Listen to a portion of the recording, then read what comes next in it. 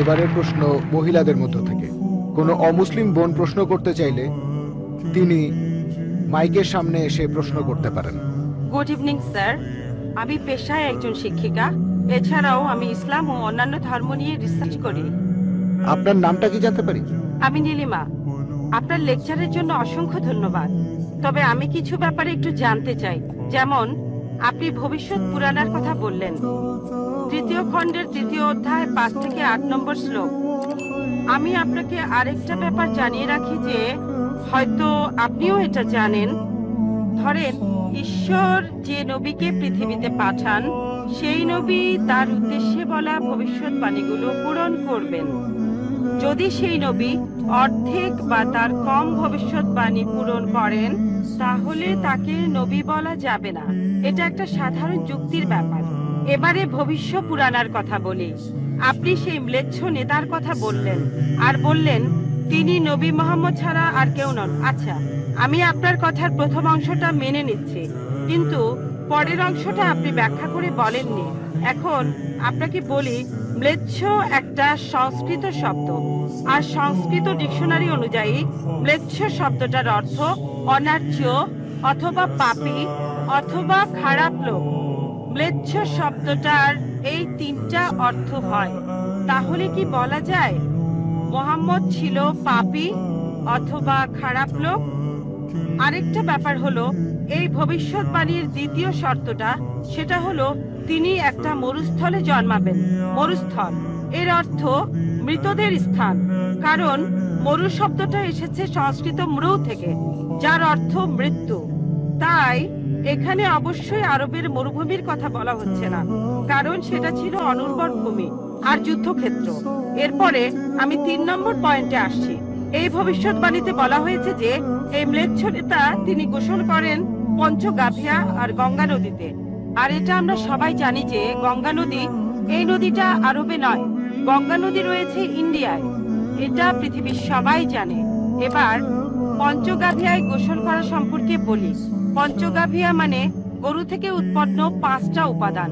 এই উপাদানগুলো হলো দুধ, দই, ঘি, প্রস্রাব, গোবর। এখন ভবিষ্যৎবাণীটাকে সত্যি হতে গেলে এই কথাটাও তাহলে সত্যি হতে হবে। আপনি কি আমাকে পবিত্র কোরআনের এমন কোন আয়াত দেখাতে পারেন যেখানে বলা আছে যে মোহাম্মদ গোসল করেছিল গঙ্গার জলে বা সেই 5টা উপাদান দিয়ে, অর্থাৎ দুধ, দই, ঘি, প্রস্রাব আর গোবর? তাহলে আজকে ইসলাম গ্রহণ করব। Thank you sir.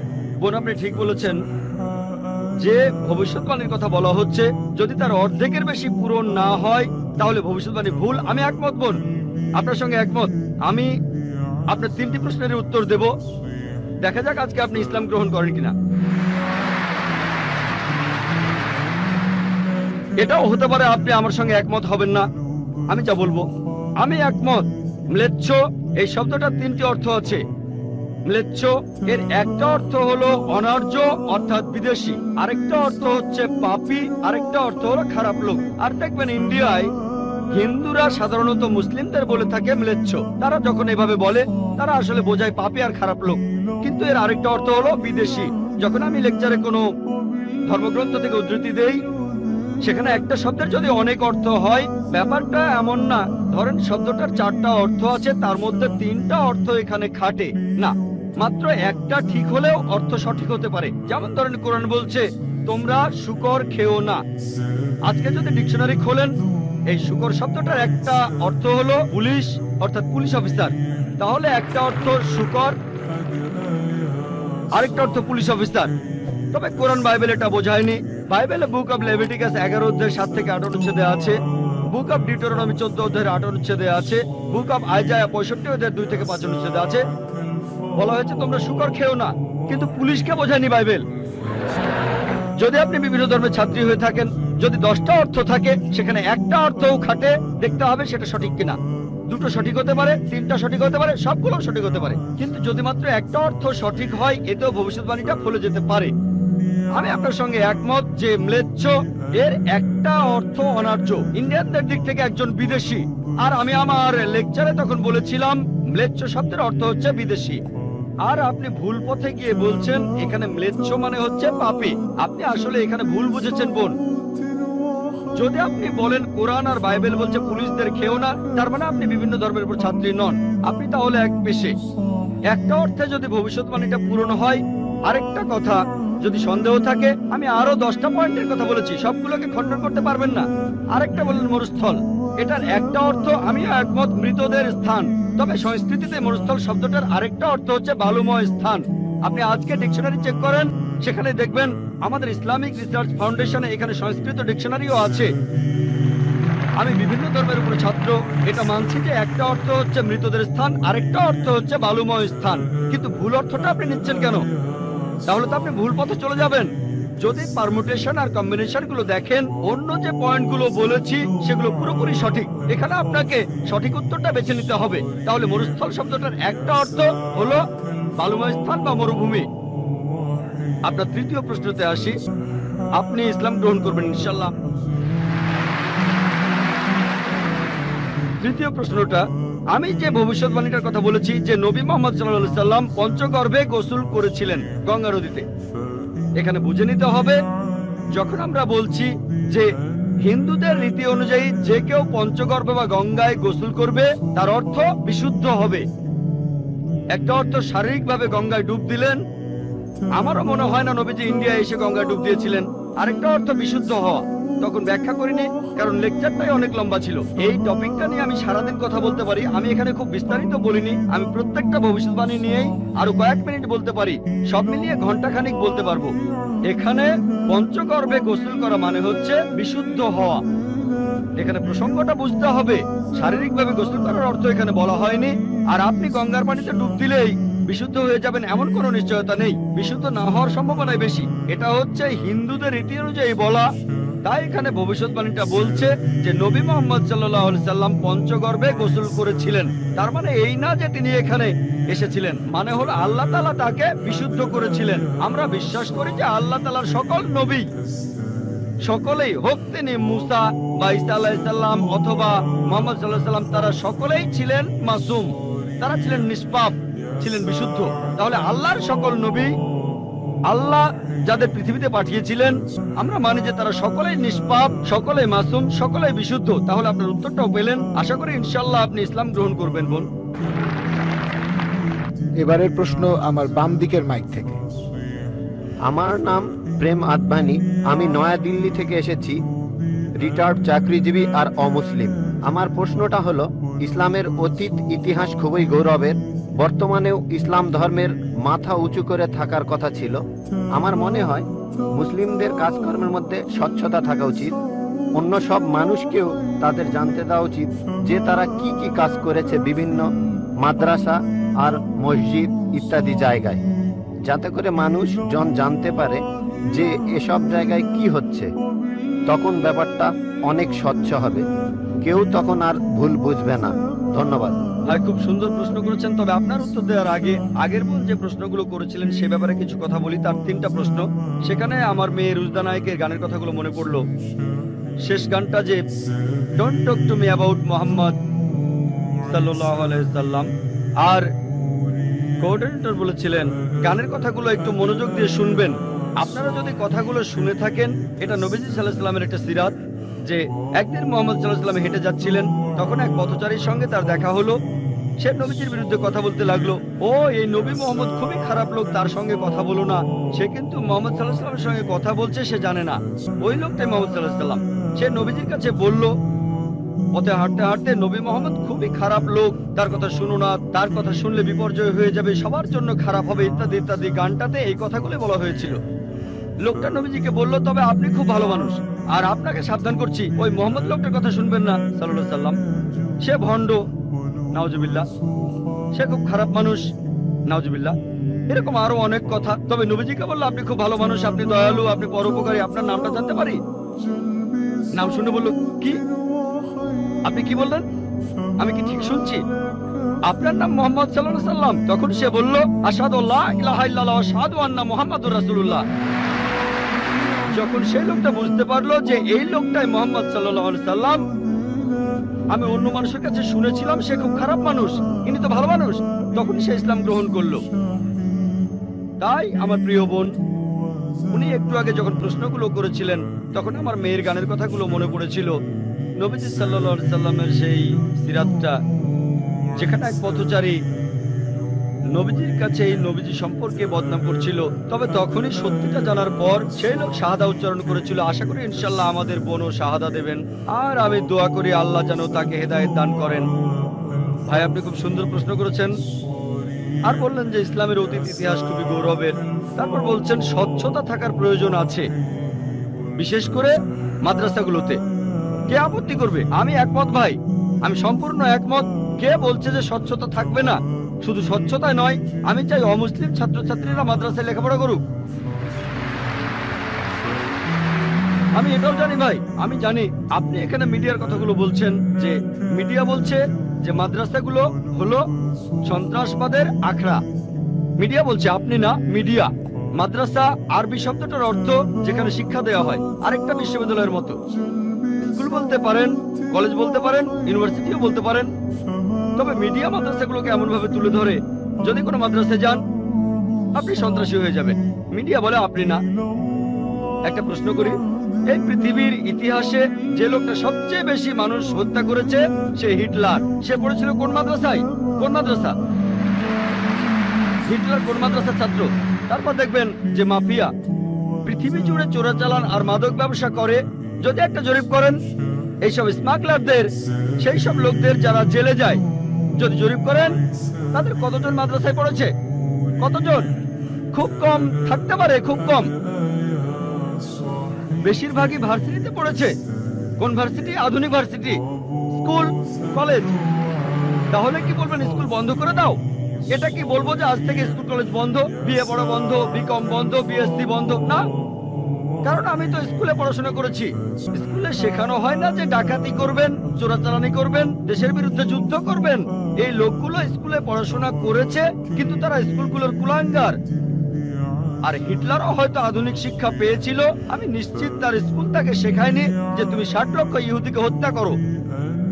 তাহলে বুঝতে পারছেন এরা কুলাঙ্গার।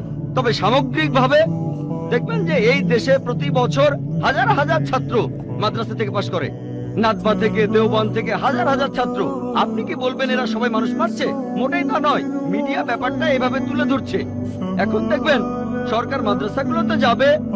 গত বছর বা তার আগের বছর সরকার নাদবা মাদ্রাসায় গিয়েছিল। তারা মাদ্রাসায় গিয়ে একটা সার্চ ওয়ারেন্ট বের করলো, চেক করবে। কি চেক করবে? আর আলী মিয়া নাদভী রহমতুল্লাহ বললেন ঠিক আছে আপনারা চেক করেন। তারা সেখানে কিছুই পায়নি।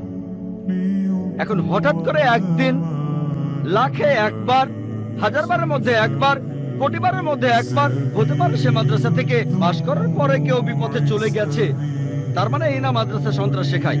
বরং দেখবেন যে সেই সব লোক যারা স্কুল থেকে পাশ করার পরে আধুনিক শিক্ষা ব্যবস্থায় কলেজে পড়ে, ইউনিভার্সিটিতে পড়ে, যেখান থেকে সার্টিফিকেট পায় বিএ, বিকম, ইঞ্জিনিয়ার, ডাক্তার, এরাই তুলনামূলকভাবে বেশি অন্যায় অপরাধ করে থাকে। আপনি যদি স্বচ্ছতার কথা বলেন, আমিও একমত। কোন মাদ্রাসায় এই কথা বলবে না যে আপনারা এখানে চেক করবেন না। আমাদের মাদ্রাসাগুলো উন্মুক্ত। আমাদের স্কুলে আমরা শেখাই মাশাআল্লাহ, বিভিন্ন ধর্মের উপর শিক্ষা দেই। আমার ছাত্ররা আমার স্কুলের, তারা সাধারণ হিন্দুদের চাইতে হিন্দু ধর্ম সম্পর্কে বেশি জানে, খ্রিস্টান ধর্ম সম্পর্কে বেশি জানে সাধারণ খ্রিস্টানদের চাইতে, ইসলাম ধর্ম সম্পর্কে বেশি জানে সাধারণ মুসলিমদের চাইতে। কারণ এখানে সব ধর্মের উপর গুরুত্ব দেওয়া হয়। তাহলে ভাই আপনি যদি স্বচ্ছতার কথা বলেন, আমি একমত, আপনার সঙ্গে আছি। যে কথা আপনাকে কেউ বলবে না, আমাদের পরীক্ষা করতে পারবেন না, আসেন তবে নিন্দা করবেন না, নেগেটিভ মেন্টালিটি নিয়ে আসবেন না, খোলা মনে আসেন। কে জানে আল্লাহ হয়তো আপনাকে হিদায়াত করবেন, হয়তো সত্যিটা জানতে পারবেন। হ্যাঁ ভাই, আমি এখানে যেটা বলতে চাচ্ছি যে অমুসলিমরা তারা মাদ্রাসায় এসে নিজের চোখে দেখে যাবে। আমি স্বচ্ছতা বলতে এটাই বোঝাতে চেয়েছি, যাতে করে মানুষের মনে কোনো সন্দেহ না থাকে যে মাদ্রাসায় খারাপ কাজ হচ্ছে, সন্ত্রাসী বানানো হচ্ছে। ভাই খুব সুন্দর প্রশ্ন করেছেন। মাদ্রাসাগুলোকে স্বচ্ছ বানাবো যাতে অমুসলিমরা এসে পড়তে পারে। ভাই প্রথমে আমন্ত্রণ জানাচ্ছি আপনাকে, আপনার ছেলে মেয়েদের আইআরএফে আসেন। আমি আপনাকে আমন্ত্রণ জানাচ্ছি। আর ইসলামিক রিসার্চ ফাউন্ডেশনে একটা লাইব্রেরি আছে। এই লাইব্রেরিটা গোটা ইন্ডিয়ার মধ্যে বিভিন্ন ধর্মগ্রন্থের সংগ্রহের দিক থেকে একটা প্রথম শ্রেণীর লাইব্রেরি। আমাদের লাইব্রেরিতে 200-রও বেশি আলাদা আলাদা বাইবেল আছে। বাইবেলের 50টা এডিশন আছে। শুধু ভগবত গীতার অনুবাদে আছে 50টা। বেদের অনেকগুলো অনুবাদ আছে, ঋগ্বেদ, যজুর্বেদ, অথর্ববেদ। হয়তো সরকারি লাইব্রেরিতেও এতগুলো বই পাবেন না। হতে পারে আপনার ধর্মীয় প্রতিষ্ঠানের লাইব্রেরিতেও এই বইগুলো পাবেন না। আমরা উৎসাহ দেই, পড়েন আর সত্যের পথে আসেন। আর অন্যদের কথা বাদ দেন, আমি আমন্ত্রণ জানাচ্ছি আপনাকে, আপনার ছেলে মেয়েদের, আপনাদের প্লেনের টিকিটটাও দিয়ে দেব ফ্রি। আয়ারল্যান্ডে আসেন, আপনাকে আমরা স্বাগত জানাবো। পড়েন, তাহলে সত্যটা জানতে পারবো একসাথে ইনশাআল্লাহ। মাইক্রোফোনটা কি অন করবেন ভাই? আপনাকে অনেক ধন্যবাদ। আমার কথাগুলো আপনি খোলা মনে গ্রহণ করেছেন। আমি চেষ্টা করব যাতে আপনার আমন্ত্রণটা রাখতে পারি। জি, ঠিকানাটা দিয়ে যান, প্লেনের টিকিট পাঠিয়ে দেবো ইনশাআল্লাহ। এবারে প্রশ্ন করা হচ্ছে মহিলাদের মধ্য থেকে। কোনো অমুসলিম বোন মাইকের সামনে এসে প্রশ্ন করবেন প্লিজ। আদাব ডক্টর জাকির নায়েক স্যার, আমার নাম ভেঙ্কটামা। আমি গত কয়েক বছর ধরে এক মুসলিম মহিলার সাথে আছি। আমার প্রশ্নটা হলো, সবাই বলে কোনো ধর্মই খারাপ কথা বলে না, কিন্তু মুসলিমরা কেন অন্য ধর্মের লোকদের ইসলাম গ্রহণ করতে বলে?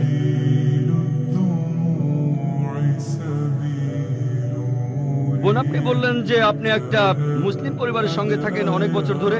তারপর বললেন যে সব ধর্মে ভালো সব কথা থাকে, কিন্তু মুসলিমরা আমাকে ইসলাম গ্রহণ করতে বলে কেন? পয়েন্ট নাম্বার 1, অন্য যেসব ধর্ম আছে সেগুলো যা বলে তার বেশিরভাগ কথাই ভালো, তবে ইসলাম ভালো কথা বলার পাশাপাশি আপনাকে দেখাবে কিভাবে সেটা অর্জন করতে হয়। আমি উদাহরণও দিয়েছি, সব ধর্মই বলে চুরি করো না। ইসলাম একই কথা বলে, তবে ইসলাম দেখিয়ে দেয় কিভাবে সেই অবস্থানে যাবেন যেখানে কেউ চুরি করে না। যাকাত দেন, সাহায্য করেন, এরপর কেউ চুরি করলে তার হাত কেটে ফেলেন, তাহলে চুরি করা বন্ধ হয়ে যাবে, কোনো অপরাধ থাকবে না। এজন্যই আমি বলেছিলাম যে ইসলাম ভালো কথা বলার পাশাপাশি আপনাকে দেখিয়ে দেবে কিভাবে সেটা অর্জন করতে হয়। 2 নম্বর পয়েন্ট, আমি বিভিন্ন ধর্মের একজন ছাত্র হিসেবে বলছি, যদি আপনি হিন্দু ধর্মগ্রন্থগুলো মেনে চলেন, মনে হয় আপনি হিন্দু, যদি হিন্দু ধর্মগ্রন্থগুলো মেনে চলেন, যদি একজন ভালো হিন্দু হন, আপনাদের ধর্মগ্রন্থই বলছে ঈশ্বর মাত্র একজন। আমার লেকচারে অনেক হিন্দু ধর্মগ্রন্থের উদ্ধৃতি দিয়েছি, এক ঈশ্বর। আপনাদের ধর্মগ্রন্থ বলছে মূর্তি পূজা করবে না। ভগবত গীতার 7 অধ্যায়ের 20 অনুচ্ছেদ বলছে জাগতিক আকাঙ্ক্ষা যাদের বুদ্ধিকে আচ্ছন্ন করে রেখেছে তারা নকল ঈশ্বরের পূজা করে, তারা মূর্তি পূজা করে। এক ঈশ্বরে বিশ্বাস করতে হবে। আজকে আমার লেকচারে বলেছিলাম বিশ্বাস করতে হবে অন্তিম ঋষিকে, কল্কি অবতার, যার বাবার নাম হবে বিষ্ণু ইয়াস আব্দুল্লাহ, তার মায়ের নাম হবে সুমতি আমিনা। তিনি জন্মগ্রহণ করবেন শাম্বালা নামের গ্রামে মক্কা। তিনি জন্মাবেন শাম্বালা শহরের প্রধানের ঘরে, মক্কার প্রধানের ঘরে। তিনি হবেন পুরো মানুষ জাতির পথপ্রদর্শক। তিনি আলোকপ্রাপ্ত হবেন রাতের বেলায় একটা গুহায়। তিনি উত্তর দিকে গিয়ে আবার ফিরে আসবেন। ঈশ্বর তাকে 8টা গুণ দেবেন। তিনি হবেন পৃথিবীর সব মানুষের পথপ্রদর্শক। তিনি একটা ঘোড়ায় চড়বেন, ডান হাতে থাকবে একটা তরবারি, 4 জন সহচর থাকবে তাকে বিভিন্ন সময় ফেরেশতাগণ সাহায্য করবেন। এরকম আরো অনেক অনেক। এই মানুষটা কে? যদি ভালো হিন্দু হয়ে থাকেন তাহলে আপনি এই অন্তিম ঋষিকে বিশ্বাস করবেন, তা না হলে আপনি ভালো হিন্দু নেই। যদি ভালো হিন্দু হয়ে থাকেন তাহলে এক ঈশ্বরে বিশ্বাস করবেন, তাহলে আপনি মূর্তি পূজা করবেন না। নাতাস্তি প্রতিমা আস্তি, মহান ঈশ্বর, তার কোনো প্রতিমা নেই, তার কোনো প্রতিমূর্তি নেই, তার কোনো ছবি নেই, তার কোনো ফটোগ্রাফ নেই, তার কোনো ভাস্কর্য নেই। আর আমি বিতর্ক করেছি পণ্ডিতদের সাথে, হিন্দু পণ্ডিত, উনারা শঙ্করাচার্য অনেক, সেখানে আমি কথা বলেছি। কোন শঙ্করাচার্যই আমাকে বলেননি ভাই আপনি ভুল বলেছেন, কেউ না। একটা বিতর্ক করেছিলাম শ্রী শ্রী রবিশঙ্করের সাথে 21শে জানুয়ারিতে। তিনি ইন্ডিয়ায় হিন্দুদের মাঝে খুবই জনপ্রিয় গুরু, আর্ট অফ লিভিং। আমি তাকে বলেছিলাম আর্ট অফ লিভিং এর শ্রেষ্ঠ বই হলো এই পবিত্র কোরআন। আমি তাকে মুসলিমদের আর্ট অফ লিভিং এ আমন্ত্রণ জানিয়েছিলাম। আমরা সংখ্যায় এখন 130 কোটি, 130 কোটি মুসলিম। আমি তাকে আমন্ত্রণ জানিয়েছিলাম, যদি তিনি ধর্মগ্রন্থগুলো মানেন, তিনি বেদের উপরে একজন বিশেষজ্ঞ, তাকে এটা মানতেই হবে। একইভাবে বোন, আপনাকে বুঝতে হবে অন্য সব ধর্মগ্রন্থগুলো হয়তো আল্লাহর বাণী আপনি বলছেন, সময় বদলানোর সাথে সাথে সেগুলোও কিন্তু বদলে গেছে। স্বামী বিবেকানন্দ বলেছেন বেদের 99%ই হারিয়ে গেছে, বাকি যে 1% আছে সেটা আমাদের কঠোরভাবে মানতে হবে। কঠোরভাবে মানে অন্তিম ঋষিকেও মানতে হবে। তাহলে কঠোরভাবে মানলে আপনি মুহাম্মদ সাল্লাল্লাহু আলাইহি ওয়াসাল্লামকেও মানবেন, আপনি কোরআনকেও মানবেন। আর আমি আপনাকে এখানে আমন্ত্রণ জানাচ্ছি, এই শান্তির ধর্মে আমন্ত্রণ জানাচ্ছি, যাতে করে আপনি আল্লাহর কাছাকাছি আসতে পারেন। এবারের প্রশ্ন আমার বাম দিকের মাইক থেকে। ইসলাম ধর্মে পাপের সংজ্ঞাটা কি? পাপের প্রকারভেদগুলো কি? আর এই পাপের সাথে হিন্দু আর খ্রিস্টান ধর্মে যে পাপের কথা বলা হয়েছে তার পার্থক্য কি? ধন্যবাদ। এবারের প্রশ্ন আমার বাম দিকের মাইক থেকে। ইসলাম ধর্মে পাপের সংজ্ঞাটা কি? পাপের প্রকারভেদগুলো কি? আর এই পাপের সাথে হিন্দু আর খ্রিস্টান ধর্মে যে পাপের কথা বলা হয়েছে তার পার্থক্য কি? ধন্যবাদ। ভাই, আপনি প্রশ্ন করলেন যে ইসলাম ধর্মে পাপের সংজ্ঞাটা কি, আর হিন্দুইজম বা খ্রিস্টান ধর্মের পাপের সাথে এর পার্থক্যটা কোথায়। এক কথায়, পাপ মানে আল্লাহর আদেশগুলো অমান্য করা। আল্লাহ আমাদের নির্দেশ দিয়েছেন, যদি তার বিরুদ্ধে যান সেটাই পাপ। যেমন ধরেন, আল্লাহ তাআলা বলেছেন তোমরা প্রার্থনা করো, যদি প্রার্থনা না করেন তাহলে পাপ করছেন। আল্লাহ তাআলা বলেছেন তোমরা মদ খেও না, যদি মদ খান তাহলে পাপ করছেন। তাহলে আল্লাহ তাআলার আদেশ অমান্য করা, এক কথায় সেটাই পাপ। আর সব ধর্মে পাপের সংজ্ঞাটা এটাই। হিন্দু আর খ্রিস্টান ধর্ম একই কথা বলছে। আশা করি উত্তরটা পেয়েছে। এবারের প্রশ্ন আমার বাম দিকের মাইক থেকে। আমি অ্যান্টনি, আমি ফিলোসফির একজন ছাত্র। আপনার লেকচার থেকে আজকে যেটা শিখলাম যে সব ধর্মই বলে এমন সব কথা যেগুলো কমন, আর এমনকি মোহাম্মদও কমন, সব ধর্মেই আছে। কিন্তু পবিত্র কোরআনটা কোন দিক থেকে আলাদা? কোরআন এমন কি বলছে যেটা অন্য ধর্মে বলা নেই? যেমন ধরেন মোহাম্মদ, তার কথা সব ধর্মের বইতেই তো বলা হয়েছে। ভাই, খুব সুন্দর প্রশ্ন করেছেন। আপনি বললেন যেটা কমন সেটা মেনে চলতে। সব ধর্মগ্রন্থই বলে মুহাম্মদের কথা, আর কোরআনও বলছে মুহাম্মদের কথা। এখানে নতুন কি আছে? খুবই সুন্দর প্রশ্ন। অন্য সব ধর্মই বলে যে পরবর্তীতে একজন নবী পৃথিবীতে আসবেন, আর বাইবেলও বলছে। আপনি তো খ্রিস্টান, সম্ভবত আপনি পবিত্র বাইবেল পড়ছেন। গসপেল অফ জন 16 নম্বর অধ্যায়ের 12 নম্বর থেকে 14 অনুচ্ছেদে আছে, ঈসা আলাইহিস সালাম শিষ্যদের বলছেন, আমি তোমাদের অনেক কথা বলতে চাই, কিন্তু তোমরা এখন সেটা বুঝতে পারবে না, কারণ যখন সত্যের আত্মা তোমাদের সামনে আসবে সে তোমাদের সত্যের পথে নিয়ে যাবে। আর সে তার নিজের কথা বলবে না, যা শুনবে সে কথাগুলোই বলবে। সে তোমাদের ভবিষ্যতের কথা বলবে, সে আমাকে মহিমান্বিত করবে। তার মানে সব ধর্মগ্রন্থ, হিন্দু, পার্সি, বৌদ্ধ, ইহুদি, খ্রিস্টান, সবাই বলছে একজন নবী পৃথিবীতে আসবেন, একজন নবী আসবেন। কিন্তু কোরআন বলছে ইনি সেই নবী যার উপর কোরআন নাজিল হয়েছে। সেই নবী চলে এসেছেন।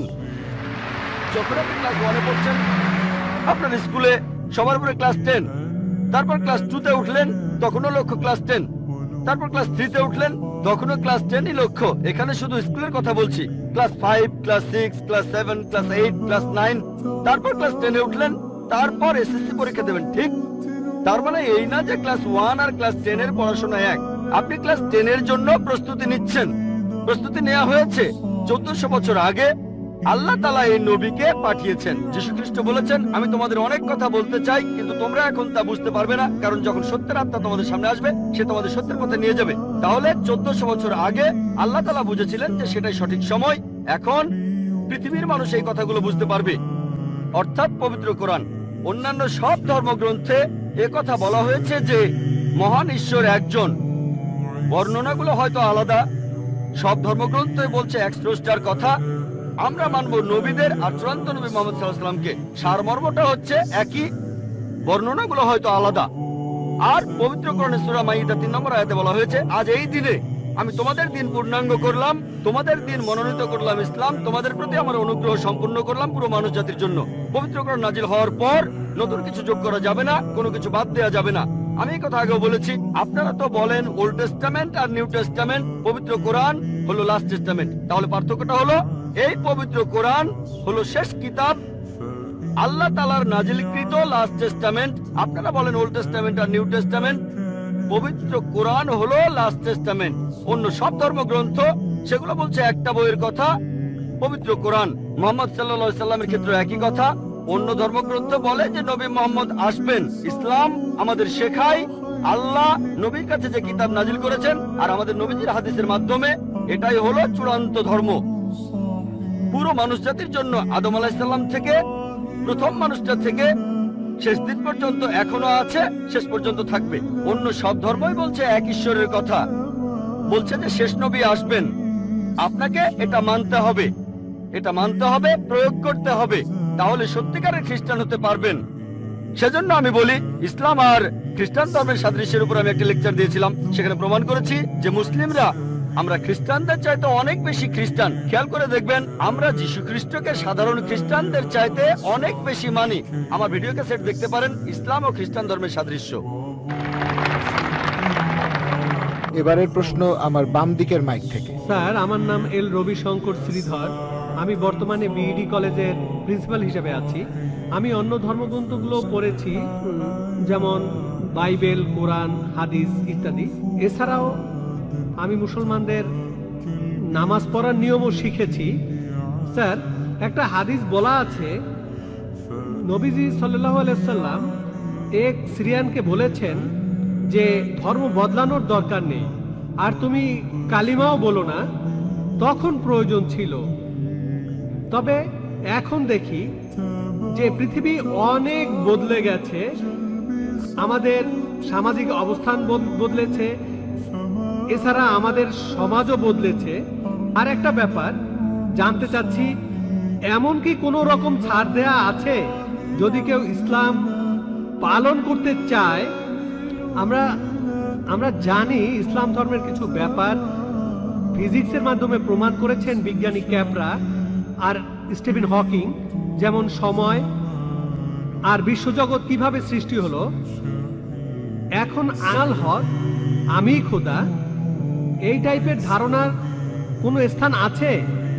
5 ওয়াক্ত নামাজ পড়লাম, ধর্ম মানলাম, এরপর আমরা অন্য সময় কি বলতে পারি যে আনাল হক? এটা কি মানতে পারি? আর ভাই প্লিজ একবারে একটা প্রশ্ন করেন, হাতে সময় কম, এই প্রশ্নটার উত্তর দেই। প্রশ্ন করার জন্য অনেকে দাঁড়িয়ে আছেন। ভাই, আপনি প্রশ্ন করলেন যে তিনি একটা হাদিস জানেন যেখানে নবীজি এক সিরিয়ানকে তার ধর্ম বদলাতে বারণ করলেন। বলেন। যে তুমি বলবে না লা ইলাহা ইল্লাল্লাহ, বাজারের মধ্যে তাকে মারা হতো। ভাই, আপনি বললেন যে নবীজি এক লোককে বাজারের মধ্যে লা ইলাহা ইল্লাল্লাহ বলতে বারণ করেছেন, না হলে তাকে মারা হতো। আমি জানি না আপনি কোন হাদিসের কথা বলছেন। একটা হাদিস বলছে জোরে আল্লাহু আকবার বলো না, লা ইলাহা ইল্লাল্লাহ না। এটা বলা হয়েছিল কারণ যুদ্ধের সময় তারা লুকিয়ে আছে আর শত্রু আসছে, তখন জোরে আল্লাহু আকবার বলো না, কারণ তাহলে শত্রুরা টের পেয়ে যাবে। বাজারের মধ্যে না, যুদ্ধের ময়দানে। আরেকটা হাদিস বলছে জোরে বলো যাতে অন্যান্য মুসলিমরা উৎসাহিত হয়, তাই পরিস্থিতির উপর নির্ভর করে। নবীজি একবার বলেছেন যুদ্ধের ময়দানে বলো আল্লাহু আকবার, এতে মুসলিমদের সাহস বাড়বে। কিন্তু অন্য সময়ে যখন লুকিয়ে আছেন তখন জোরে বললে শত্রুরা টের পাবে। তাই এক এক পরিস্থিতিতে এক এক রকম কাজ। আপনার প্রশ্নে আসি, ইসলামের পাশাপাশি অন্যান্য জিনিস মানা যাবে কিনা, যেমন সক্রেটিস বা অন্য কারো কথা বা কোনো বিজ্ঞানীর কথা। এছাড়াও আনাল হক, ইসলামের পাশাপাশি অন্য বিষয়ের ব্যাপারে বলি, যদি সেগুলো কোরআন আর হাদিসের বিরুদ্ধে না যায় কোনো সমস্যা নেই। যদি সেটা কোরআন আর হাদিসের সাথে মিলে যায় সেটা আমাদের মানতে হবে। সেটা হতে পারে যে কোনো বিষয়, হোক বিজ্ঞান, ভূগোল বা ইতিহাস, হোক হিন্দু, ইসলাম, খ্রিস্টান ধর্ম, ইহুদি ধর্ম। যদি সেটা পবিত্র কোরআনে উল্লেখ করা থাকে তাহলে সেটা আমাদের মানা ফরজ। যদি সেই কথাটার উল্লেখ কোরআনে না থাকে আর কোরআনের বিরুদ্ধে না যায় সেটা মানতে পারেন মুবাহ ঐচ্ছিক। কিন্তু যদি সেই কথাটা কোরআনের বিরুদ্ধে যায় সেটা হারাম, সেটা নিষিদ্ধ। এই তিনটা হতে পারে, তিনটা ফলাফল পাবেন। আপনি বললেন যে ইসলাম তৌহিদে বিশ্বাস করে, 5 ওয়াক্ত নামাজ। ইসলাম আনাল হকে বিশ্বাস করে কিনা? আনাল হক নিজেকে আল্লাহ দাবি করা, এটা শিরক, এটা তৌহিদের বিরুদ্ধে যায়। এটা বলতে পারেন না যে আপনি তৌহিদও মানেন আবার একাধিক ঈশ্বরও বিশ্বাস করেন। আপনি তৌহিদ মানেন আবার বলছেন আমি আল্লাহ, দুটো আসলে বিপরীত। যদি কেউ এমনটা বিশ্বাস করে যে সে আল্লাহর একটা অংশ, সে তৌহিদ মানতে পারে না, সে মুসলিম নয়। দুটো বিপরীত জিনিস। কিন্তু অন্য ব্যাপার কোরআনের সাথে মিললে সমস্যা নেই, আর কোরআনের বিরুদ্ধে না গেলে সমস্যা নেই। আশা করতে পেরেছেন।